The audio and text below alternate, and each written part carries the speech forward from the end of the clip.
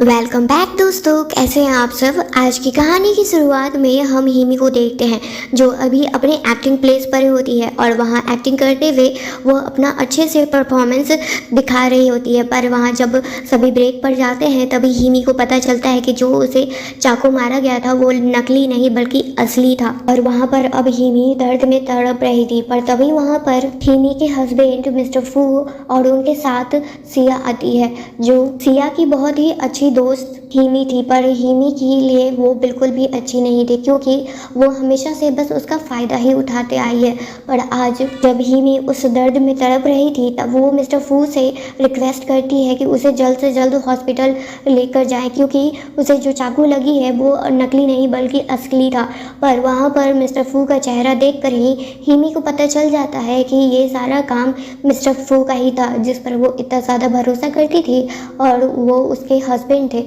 पर आज उसका असली चेहरा देखकर हिमी को जो चाकू लगा था उससे ज़्यादा दर्द तो उसे ये सच जानकर हुआ था। और वहाँ पर हिमी बस मिस्टर फू से ये जानना चाहती थी कि आखिर उसकी गलती क्या थी जो उसके साथ वो इस तरह का अपना हरकत दिखाए हैं। पर वहाँ पर मिस्टर फू को ज़रा सा भी शेम फील नहीं हो रहा था और वो हिमी का उस तरह से हाल देखकर बस उन्हें अच्छा लग रहा था। और वो उससे कहते हैं कि मैंने तो तुमसे कभी प्यार नहीं किया था, तुम ही दुनिया की सबसे बड़ी इडियट हो जो मेरे प्यार को तुम असली समझ बैठी थी। और मैंने तुमसे बस शादी बस तुम्हारे सक्सेस को देख कर किया था क्योंकि एक तुम बहुत ही बड़ी सक्सेसफुल एक्ट्रेस थी। पर वहाँ पर अगर मुझे तुमसे कुछ प्रॉफिट चाहिए था इसीलिए मैंने तुमसे प्यार का नाटक किया था और तुमसे शादी भी कर ली थी। पर अब तुम्हारा कोई भी यूज़ नहीं है, इसी वजह से मैं तुम्हें अपनी लाइफ से हमेशा के लिए निकाल रहा हूँ। और वहाँ पर सिया का भी वो हिमी जानती है तब उसे बहुत ज़्यादा बुरा लगता है क्योंकि वो दोनों मिलकर ही बहुत टाइम पहले से ही उसे धोखा दे रहे थे, वो भी 10 साल पहले से ही। क्योंकि मिस्टर फू को लगता था उनके लिए जो कैपेबल गर्ल है वो बस सिया ही है और उसे बस थोड़ा पॉपुलर होना था और उसका हेल्प बस हिमी ही कर सकती थी। और उसी की वजह से आज मिस्टर फू और सिया दोनों ही अपनी लाइफ में बहुत ज़्यादा ही सक्सेसफुल है। पर ये क्रेडिट मिस्टर फू हिमी को नहीं देना चाहते थे। वो हिमी से कहते हैं कि तुमने तो कुछ भी नहीं किया है, मैंने ही अपनी मेहनत से सब कुछ अपनी लाइफ में अचीव किया है, मुझे बस तुम्हारा कुछ फ़ायदा चाहिए था, इसका ये मतलब नहीं है कि तुमने मेरी कोई मदद की थी। और ये सारी सच जानकर हिमी अपने मरते समय में भी उसे बहुत ज़्यादा बुरा लग रहा था कि उसने कितने गलत इंसान पर भरोसा किया था जिसकी सज़ा आज उसे इस तरह से मिल रही थी। पर वहाँ पर हिमी रोते हुए कहती है कि आखिरी बार मिस्टर फू से कि कम से कम उसे हॉस्पिटल तो लेकर जाएं, उसकी जान वो बचा ले। पर वहाँ पर सिया अब बिल्कुल भी हिमी को जिंदा नहीं देखना चाहती थी और वो अपने पैर से लात मार कर हिमी को दूर धकेल देती है और उससे कहती है कि तुम्हारी औकात यहीं ज़मीन पर थी और अब हमारे लाइफ से तुम्हारा कनेक्शन हमेशा के लिए ख़त्म हो जाता है। और ये कहकर वो दोनों वहाँ से हमेशा के लिए चले जाते हैं हिमी को उसी हाल में छोड़कर। पर कुछ देर बाद जब हिमी उसी दर्द से बेहोश हो जाती है तभी वहाँ पर मिस्टर बेक आते हैं और वो हिमी को देखकर बहुत ज़्यादा घबरा जाते हैं क्योंकि जो हालत हिमी का हुआ था उन्हें वो हालत में देखकर हिमी बस अपनी आखिरी सांसें गिन रही थी। और जब मिस्टर बेक को वो देखती है तब वो एक पल के लिए खुश होती है कि कम से कम उसके आखिरी पल में कोई ऐसा इंसान तो उसके सामने आया जो उसकी केयर करता है। और आज हिमी का बर्थडे था और वो आज उसका बर्थडे उसके साथ सेलिब्रेट करना चाहते थे। पर हिमी का ये हालत देखकर उन्हें बहुत ज़्यादा बुरा लग रहा था और उन्हें बस यही समझ में आ रहा था कि हिमी को जल्द से जल्द हॉस्पिटल लेकर जाने के लिए। पर हिमी को पता था कि अब उसके पास ज़्यादा समय नहीं है। पर वो अपने मन में बस एक ही चीज़ कहती है कि अगर उसे गॉड ने दोबारा एक चांस दिया तो वो अपनी लाइफ में दोबारा ये गलती नहीं करने वाली है। वो उन्हीं लोग से प्यार करेगी जिन्होंने उनकी हमेशा केयर की थी। और ये कहकर हिमी हमेशा के लिए अपनी आंखें बंद कर लेती है। फिर उसके बाद अब हम 10 साल पहले के टाइम में पहुंच जाते हैं जहां पर आज हिमी मिस्टर फू के कंपनी के साथ कॉन्ट्रैक्ट साइन करने वाली थी। और इसी पर बहुत सारे रिपोर्टर हिमी से उसके राय को पूछना चाहते थे कि आखिर उनका क्या थिंकिंग है इस बारे में। पर वहाँ पर तो हिमी बहुत ज़्यादा हैरान थी कि कहीं सही में ये कोई सपना तो नहीं, और जो भी उसके साथ पहले हुआ क्या वो एक सपना था। पर हिमी को जल्द ही एहसास हो जाता है कि जो भी कुछ हो रहा है वो रियल है, और हिमी 10 साल पहले पहुंच चुकी है अपनी लाइफ में। और ये वही समय था जब हिमी अपने डार्क फेज में कदम रखने वाली थी। पर अब हिमी को जब सब कुछ पता था कि उसके साथ आगे क्या होने वाला है, वो दोबारा ये गलती नहीं करने वाली थी, और वहाँ पर सभी लोगों को बता देती है कि वो मिस्टर फू की कंपनी के साथ कोई भी कॉन्ट्रैक्ट साइन नहीं करने वाली है। और ये बात जानकर मिस्टर फू गुस्से में आ जाते हैं, क्योंकि इतने सारे रिपोर्टर के सामने आज उनका इंसल्ट हो रहा था, और आखिर हिमी ने ये फैसला अचानक से क्यों लिया, उन्हें ये बात भी समझ में नहीं आ रही थी। पर वहाँ पर हिमी साफ ये बात क्लियर कर देती है कि उन्हें मिस्टर फू की कंपनी के साथ कोई भी रिलेशन नहीं रखना है, और ना ही उनके साथ, क्योंकि हिमी एक बहुत ही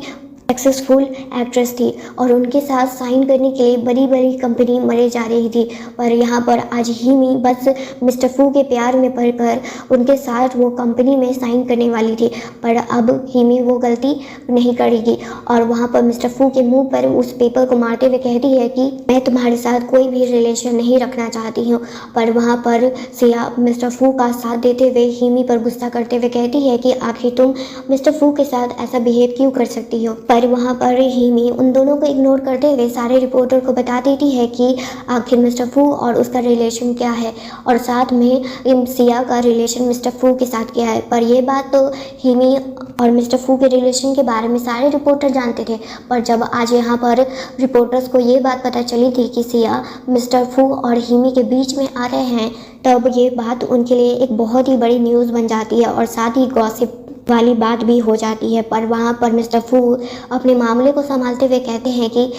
हिमी जो भी कुछ कह रही है वो सब कुछ झूठ है, ऐसा कुछ भी नहीं है हमारे बीच में। मैं बस सिया को अपनी एक बहुत ही अच्छी दोस्त समझता हूँ, और अपनी कंपनी की एक बेस्ट एक्ट्रेस भी। और जब मिस्टर फू हिमी को मनाने की कोशिश करते हैं, तब हिमी उन्हें एक जोरदार चमाटा लगाते हुए कहती है कि अपना ये एक्टिंग बंद करो, मेरे सामने अब तुम्हारा ये एक्टिंग दोबारा से चलने वाला नहीं है। पर अब ये सब देखकर मिस्टर फू को अब हिमी पर बहुत ज़्यादा गुस्सा आने लगता है, और वो हिमी को लास्ट वार्निंग देते हैं उस कॉन्ट्रैक्ट पेपर पर साइन करने के लिए। पर अब हिमी उससे डरने वाली नहीं थी, और वो उसके सामने ही उस कॉन्ट्रैक्ट पेपर को फाड़ कर उसके मुंह पर फेंक देती है, और वहाँ सभी रिपोर्टर के सामने ये भी अनाउंस कर देती है कि आज से उसका और मिस्टर फू का ब्रेकअप हो चुका है, और ये कहकर वो वहाँ से चली जाती है। पर वहाँ पर सिया मिस्टर फू को रोकती है और कहती है कि अब तुम्हें उसकी कोई ज़रूरत नहीं है, तुम मुझे फेमस बना दो, तब मैं तुम्हारे लिए भी बहुत ज़्यादा ही यूज़फुल होंगी, और तुम्हें टेंशन लेने की कोई ज़रूरत नहीं है, जो भी तुम्हें फ़ंड चाहिए उसका इंतज़ाम मैं कर दूंगी। और ये सुनकर वहाँ पर मिस्टर फू बहुत ज़्यादा खुश हो जाते हैं और गर्व से कहते हैं कि हाँ तुमने बिल्कुल ठीक कहा है, मुझे उस हिमी की कोई ज़रूरत नहीं है, वैसे भी बस वो एक फेमस एक्ट्रेस है और अमीर भी नहीं होगी वो तो।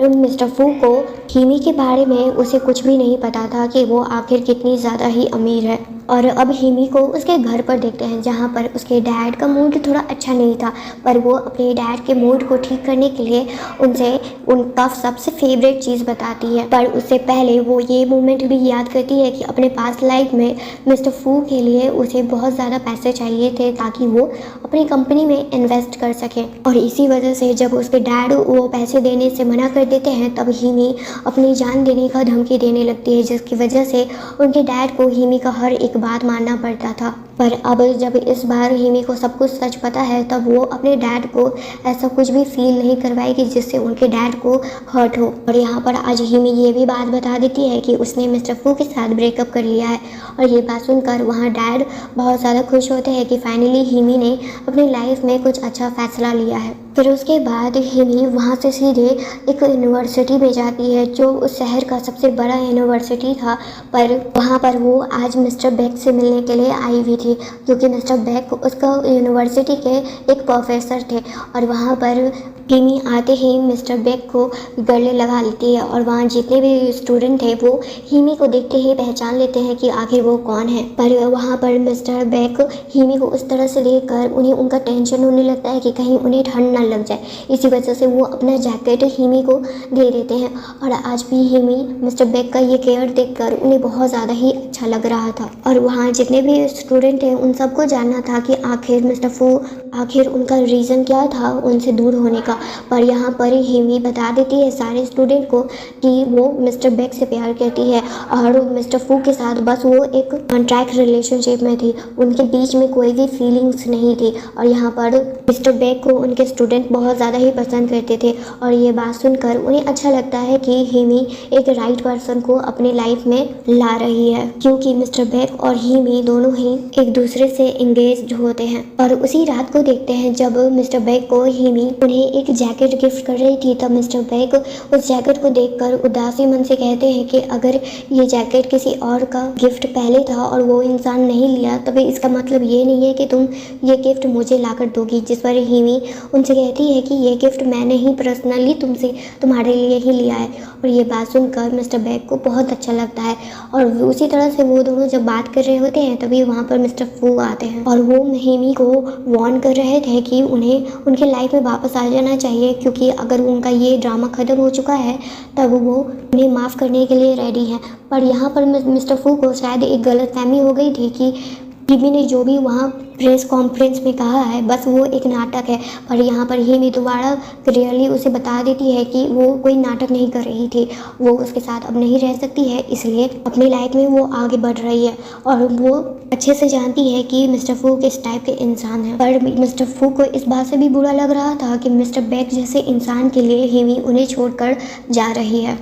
उनका इंसल्ट करती है। तब मिस्टर बेक हिमी के साथ ही होते हैं, पर मिस्टर फू को गुस्सा आता है और वो जाने से पहले हिमी को और मिस्टर बेक को वार्न करते हैं कि वो इसका बदला ज़रूर लेंगे। फिर उसके बाद अब कुछ दिन के बाद देखते हैं जहाँ पर सिया और मिस्टर फू एक पार्टी में आए हुए होते हैं, पर वहाँ पर कुछ लोगों को गलतफहमी हो जाती है कि सिया इस कंट्री की सबसे रिचेस्ट गर्ल है और वही इस पार्टी को ऑर्गेनाइज की है। पर वहाँ पर कुछ समझ में नहीं आ रहा था कि आखिर लोग उसे उस लड़की के नाम से क्यों जान रहे होते हैं, यानी यहाँ पर बात हिमी की हो रही होती है। पर वहाँ पर कोई भी ये बात नहीं जानता था कि हिमी इस कंट्री की सबसे रिचेस्ट इंसान की बेटी है इकलौती। सिया को ये सब देखकर बहुत मज़ा आ रहा था कि लोग उसे से मिल रहा है और वो वैसा ही प्ले करने लगती है एक रिचेस्ट गर्ल का। पर ये प्ले ज़्यादा देर चलने वाला नहीं था, क्योंकि वहाँ की जो रियल हीरोइन थी वो वहाँ पर आ चुकी थी। पर वहाँ पर हिमी और मिस्टर बेक को देखकर मिस्टर फू और सिया को बिल्कुल भी अच्छा नहीं लग रहा था। पर वहाँ पर जितने भी लोग थे वो मिस्टर बेक और हिमी को अच्छे से जानते थे और हिमी को वहाँ पर देखते ही मिस्टर फू उसका इंसल्ट करने लगते हैं कि आखिर तुम इतने बड़े पार्टी में आखिर यहाँ पर क्या कर रही हो। जिस पर हिमी उसे बताती है ये पार्टी मेरे द्वारा ही ऑर्गेनाइज करके आ गया है और मैं ही यहाँ पर नहीं आऊँगी। जिसको बात सुनकर मिस्टर फू उससे कहते हैं कि झूठ बोलने की भी एक हद होती है, आखिर तुम कब तक इतना झूठ बोलती रहोगी। पर वहाँ पर हिमी उनसे कहती है कि अगर तुम्हें बिलीव नहीं हो रहा है तो मैं इसे एक आसानी से इस तरीके को पेश भी कर सकती हूँ जिससे तुम्हें बिलीव हो जाए कि मैं ही इस सबसे रिचेस्ट गर्ल हूँ। ये बात सुनकर सिया को लग रहा था कि वहाँ पर उसका प्लानिंग फेल ना हो जाए, क्योंकि उसे इतना बिलीव था कि हिमी जो भी कुछ कह रही है वो सब कुछ झूठ था। पर हिमी अपना सबूत पेश कर देती है अपने गोल्डन कार्ड की वजह से। तब वहाँ पर सभी को लग रहा था ज़रूर ये कहीं हिमी का शुरुआत से प्लानिंग था इस पार्टी में आने से पहले। पर वहाँ पर अब वहाँ जितने भी लोग थे वो वहाँ मिस्टर फू और सिया के बात पर भरोसा नहीं करते हैं। वहाँ जो भी कुछ उन्हें दिख रहा था उन्हें वही सच लग रहा था और इसी वजह से अब मिस्टर फू और सिया को वहाँ बहुत ज़्यादा ही इंसल्टेड फील हो रहा था। इसकी वजह से उन्हें एक छोटा सा पनिशमेंट भी मिलता है और मिस्टर फू को बिना कपड़े के वहाँ पर आधा घंटा बाहर रुकना पड़ता है। और ये सब देखकर सिया को बहुत ज़्यादा गुस्सा आ रहा था, क्योंकि वहाँ उतने लोगों के सामने जब वो इंसल्टेड फील कर रही थी उसे लग रहा था कि कहीं उसका बस चले तो वो हिमी को वहीं पर ख़त्म कर देगी। इस पनिशमेंट को पूरा होते ही मिस्टर फू का तबीयत बहुत ज़्यादा ही ख़राब होने लगता है और वहाँ पर सिया से वो रिक्वेस्ट करते हैं कि वो जल्द से जल्द अपने फादर से बात करे इन्वेस्टमेंट के बारे में। और वहाँ पर तो सिया बहुत ज़्यादा डर रही थी, क्योंकि अब उसे लग रहा था कि वो इतने सारे पैसे कहाँ से लाएगी जिसकी मिस्टर फू की हेल्प कर सके। पर वहाँ पर मिस्टर फू को ये बात पता लगने नहीं देती है कि वो उसके पास कोई भी पैसे नहीं है और इतने टाइम से वो बस उनसे झूठ बोलते आ रही है। और वहीं दूसरी साइड हिमी और मिस्टर बेक भी मिस्टर फू और सिया को सबक सिखाने के लिए हर एक प्लानिंग बना रहे होते हैं, क्योंकि वहाँ पर हिमी उसे इतना आसानी से छोड़ने वाली नहीं थी। फिर उसके बाद अब कुछ दिन के बाद देखते हैं जहाँ पर एक बहुत ही बड़ी एंटरटेनमेंट कंपनी के पास हमें दिखाया जाता है। वहाँ पर मिस्टर फू और सिया भी आए हुए होते हैं अपने न्यू प्रोजेक्ट के बारे में बात करने के लिए, क्योंकि अभी के लिए मिस्टर फू की कंपनी एक अच्छी खासी इंटरटेनमेंट कंपनी थी जो इतने बड़े बड़े कंपनी के साथ वो बैठकर बात भी कर सकती थी। पर जब वहाँ पर जो वहाँ के ओनर थे, जो इतने बड़े इंटरटेनमेंट कंपनी के मालिक थे, उनके सामने मिस्टर फू बहुत ही इंसल्टेड वे में उनसे बात कर रहे होते हैं, क्योंकि अभी मिस्टर फू को ये बात पता नहीं थी जिससे वो एक मामूली क्लीनर समझ रहे हैं, वो इतने बड़े कंपनी के मालिक भी हो सकते हैं। उसी समय वहाँ पर हिमी भी आ जाती है और ये सब देख लेती है कि वो एक ओल्ड मैन के साथ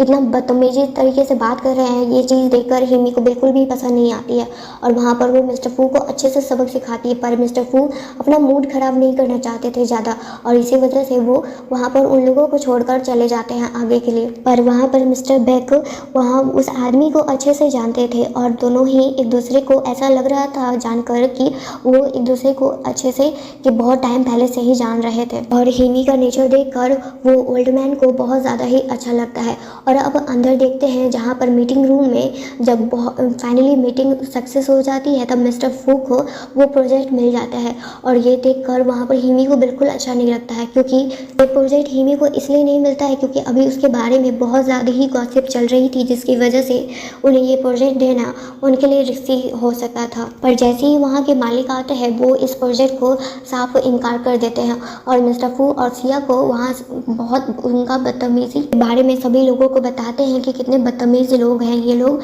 और इनके सामने वो कोई भी प्रोजेक्ट नहीं करना चाहते हैं और इसी वजह से उसे वहाँ से निकाल देते हैं धक्के मार के उन दोनों को, और साथ में जो इंसान वहाँ पर हिमी का इंसल्ट कर रहा था उसे भी। और ये प्रोजेक्ट अब हिमी को मिल जाता है। और रहा बात मिस्टर बेक और उस ओल्ड मैन का रिलेशन का, तो वो ओल्ड मैन मिस्टर बेक के अंकल हैं। और अब इसी तरह से हिमी और मिस्टर बेक एक दूसरे के साथ एक बहुत ही अच्छा क्वालिटी टाइम स्पेंड कर रहे होते हैं और अपने पास्ट को भी याद करते हुए उन्हें बहुत ज़्यादा अच्छा लग रहा था, क्योंकि वो दोनों बहुत पहले से ही एक दूसरे के अच्छे खासे दोस्त थे। पर मिस्टर बेक बहुत पहले ही हिमी को लाइक करना शुरू कर दिए थे, पर उस समय हिमी के दिल में मिस्टर फू थे, इसी वजह से वो मिस्टर बेक पर ध्यान नहीं दे पाई और ना ही उनके फीलिंग को वो समझ पाई थी। पर अब प्रेजेंट लाइफ में ये केस बिल्कुल उल्टा है, क्योंकि मिस्टर बेक भी हिमी को बहुत ज़्यादा लाइक करते हैं अभी भी, और हिमी भी अब उन्हें अच्छे से पता चल गया था कि वो मिस्टर बेक को कितना प्यार करती है। और अब अगले दिन देखते हैं जहाँ पर हिमी अपने एक्टिंग को करते हुए बहुत ज़्यादा खुश थी,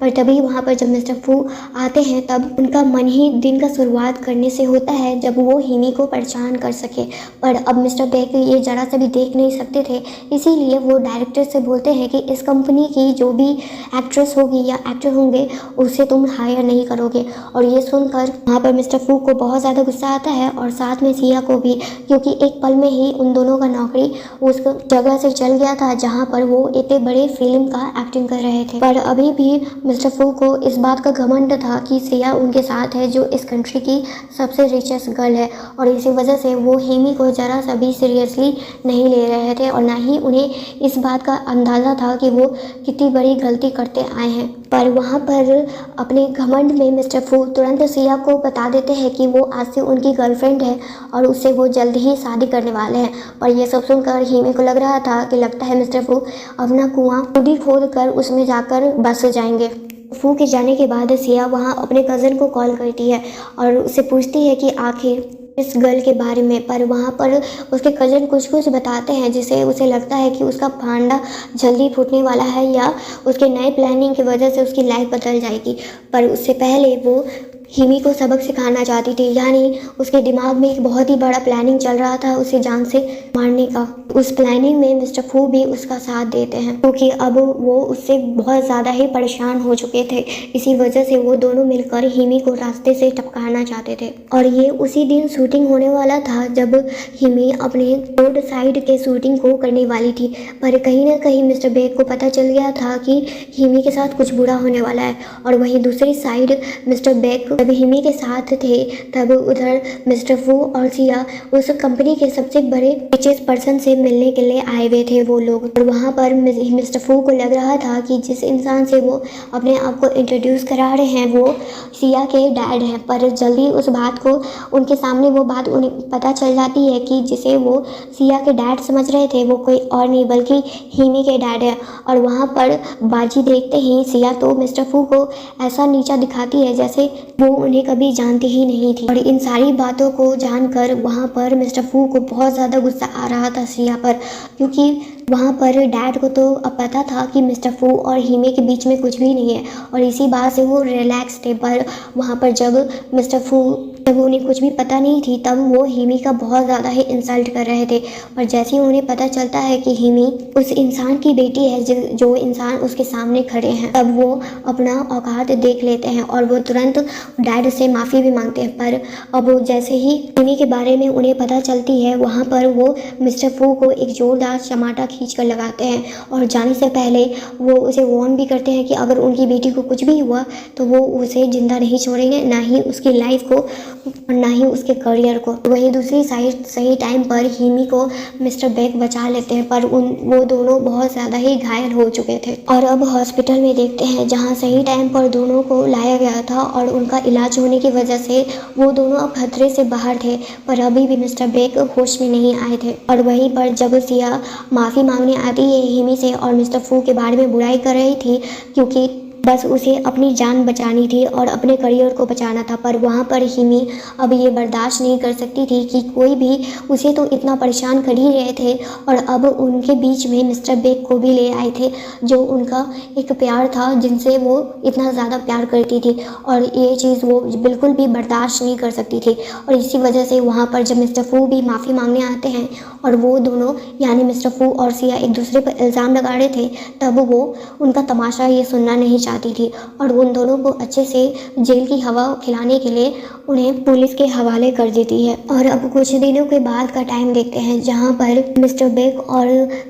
हिमी बिल्कुल ठीक थे और आज वही दिन था जब मिस्टर बेक आज फाइनली हिमी को शादी के लिए प्रपोज करने वाले थे और इस दिन का वेट तो हिमी बहुत टाइम पहले से ही कर रही थी। और अब बेक के प्रपोजल को हाँ कर देती है शादी के लिए, यानी वो हाँ कर देती है और साथ में वो ये भी बताती है कि वो मिस्टर बेक से कितना ज़्यादा प्यार करती है और इस बात को सुनकर मिस्टर बेक को बहुत अच्छा लगता है। और यहीं पर उन दोनों के शादी के प्रपोजल के साथ ये कहानी ख़त्म हो जाती है। थैंक यू दोस्तों यहाँ तक ये स्टोरी सुनने के लिए। अगर आपको ये वीडियो पसंद आई तो प्लीज़ अपने दोस्तों के साथ ज़रूर शेयर कीजिएगा।